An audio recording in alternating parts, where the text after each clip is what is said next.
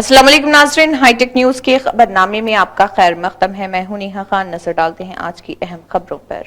वक्फ तरमीमी bill ने अब हर पहलू से कानून की शक्ल इख्तियार कर ली है। दूसरी तरफ मुल्क के अवाम इस कानून के खिलाफ सड़कों पर मुजाहरे कर रहे हैं। दूसरी तरफ मिली तंजीमें भी इस जंग को लड़ने के लिए कमर बस्ता हो गई हैं। इसी मामले पर मुल्क की सबसे बड़ी मुस्लिम तंजीम जमात इस्लामी हिंद ने अपने दफ्तर में एक बड़ी प्रेस कॉन्फ्रेंस का इनेकाद किया और इस पर एक बड़ा ऐलान किया।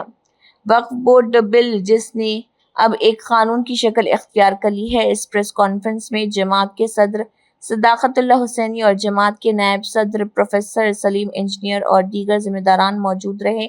मीडिया से खिताब करते हुए उन्होंने क्या कहा, आइए देखते हैं। आदाब। जमात इस्लामी हिंद की ओर से आज की इस प्रेस कॉन्फ्रेंस में मैं आप सभी का स्वागत करता हूं, आप सभी का इस्तकबाल करता हूं। हमारी इस मंथली प्रेस मीट में दो मुद्दों पर, दो विषयों पर बात की जाएगी। पहला तो वक्फ अमेंडमेंट बिल जो अब एक्ट बन चुका है, उस पर जमात इस्लामी क्या सोचती है और उसको लेकर आगे की रणनीति क्या होगी, उस पर आपके समक्ष बात रखी जाएगी। दूसरा, हम ये देख रहे हैं कि पिछले 1.5 साल से ज्यादा गजा में, फलस्तीन में जो वायलेंस हो रहा है, जो जेनोसाइड हो रहा है, उस पर जो है वो बात रखी जाएगी। और इन दोनों विषयों पर बात करने के लिए हमारे साथ जमात इस्लामी हिंद के राष्ट्रीय अध्यक्ष, अमीर जमात इस्लामी हिंद सैयद सादतुल्लाह हुसैनी साहब मौजूद हैं। उन्हीं के साथ साथ जमात इस्लामी हिंद के वाइस प्रेसिडेंट मलिक मोहतसिम खान साहब और जमात इस्लामी हिंद के वाइस प्रेसिडेंट सलीम इंजीनियर साहब मौजूद हैं। तो ये तीनों आपके सामने अपनी बात रखेंगे। मैं मोहतरम अमीर जमात इस्लामी हिंद सैयद सादतुल्लाह हुसैनी साहब से गुजारिश करूंगा कि इन दो मुद्दों पर मीडिया को ब्रीफ करें।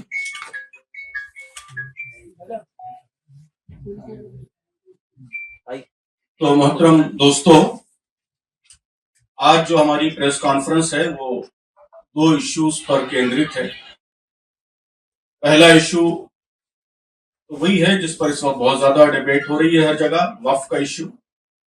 हम समझते हैं कि जो वक्फ एक्ट लाया गया है वो अनकॉन्स्टिट्यूशनल है, वो डिस्क्रिमिनेटरी है, यानी खास मुसलमानों के साथ उसमें डिस्क्रिमिनेशन किया गया है बाकायदा सेलेक्ट करके, और इसका मकसद वक्फ को कमजोर करना, वीक करना और वक्फ के मैनेजमेंट को खराब करना है। इसके हवाले से जो डिबेट्स हो रहे हैं और पार्लियामेंट में भी जो बातें आई हैं उस पर भी हम अफसोस का इजहार करते हैं। हम समझते हैं कि ये बहुत ज्यादा मिसगाइड करने वाली बात है कि वक्फ बोर्ड ये चैरिटी कमिश्नर की तरह है। वक्फ बोर्ड चैरिटी कमिश्नर की तरह नहीं बल्कि इंडोमेंट बोर्ड्स की तरह है। ये मुल्क के लोगों को मालूम होना चाहिए कि इस मुल्क में कई इंडोमेंट बोर्ड्स हैं हमारे हिंदू भाइयों के लिए, और उसी तरह सिख भाइयों के लिए हैं और दूसरे मज़ाहिब के लोगों के लिए हैं। तो वक्फ बोर्ड उसका पैरेलल है।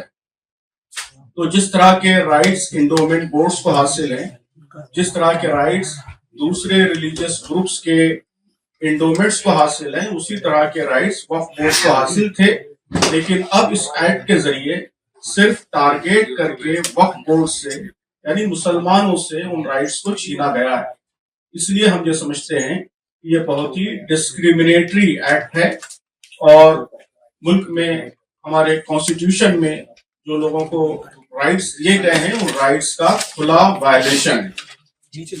उसी तरह मीडिया में हर जगह ये बात लाने की कोशिश हो रही है कि ये जो एक्ट है ये वक्फ के एडमिनिस्ट्रेशन को बेहतर करने के लिए और करप्शन को खत्म करने के लिए, लूट को खत्म करने के लिए लाया गया है।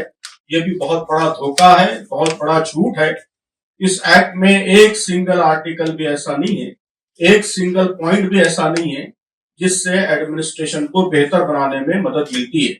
तो मैं समझता हूं कि आप लोगों को, मीडिया को भी ये सवाल पूछना चाहिए किरण रिजिजू से और गवर्नमेंट के दीगर लोगों से, इसमें ऐसी कौन सी चीज है जिससे वक्फ के एडमिनिस्ट्रेशन को बेहतर बनाने में मदद मिलती है। क्या मुसलमान वक्फ बोर्ड के मेंबर्स की जगह नॉन मुस्लिम मेंबर्स आने से एडमिनिस्ट्रेशन बेहतर होता है?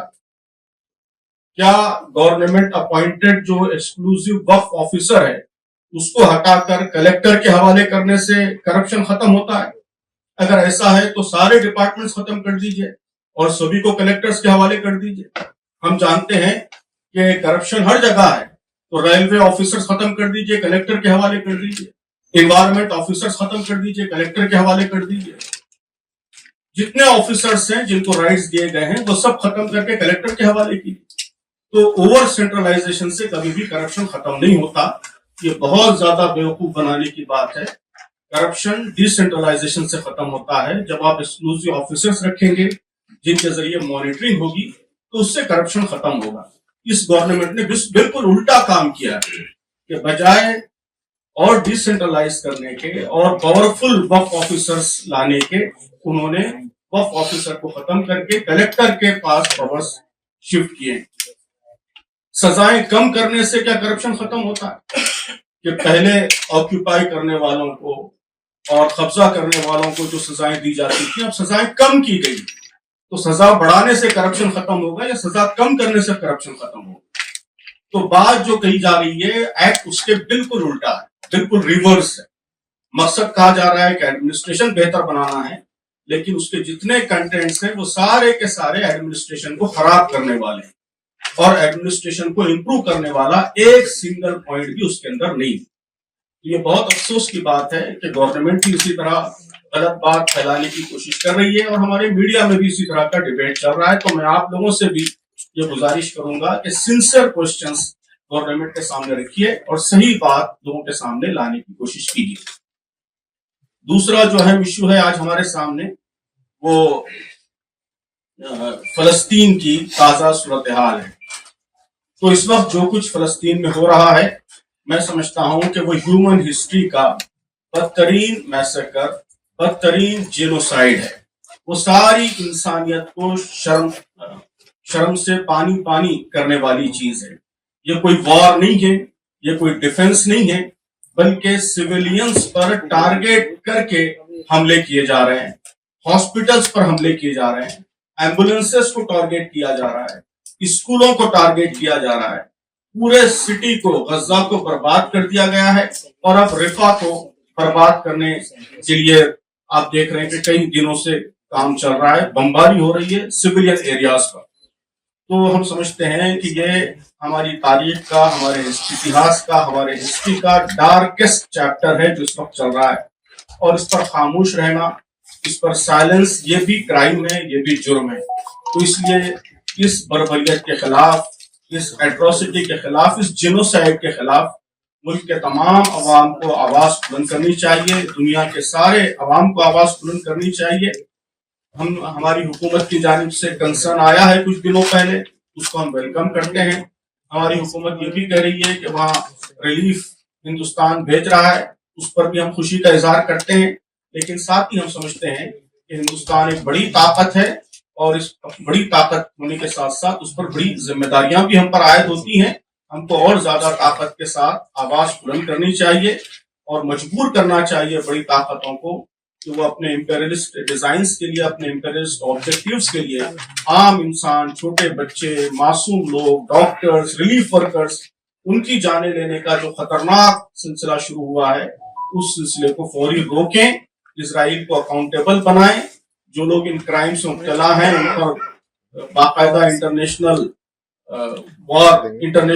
کورٹ میں کیس چلے اور ان کو اس کی سزا دی جائے, اور جلد سے جلد اس وار کو ختم کرنے میں ہمارا ملک اور دنیا کی ساری طاقتیں اپنے اثر و رسوخ کا استعمال کریں.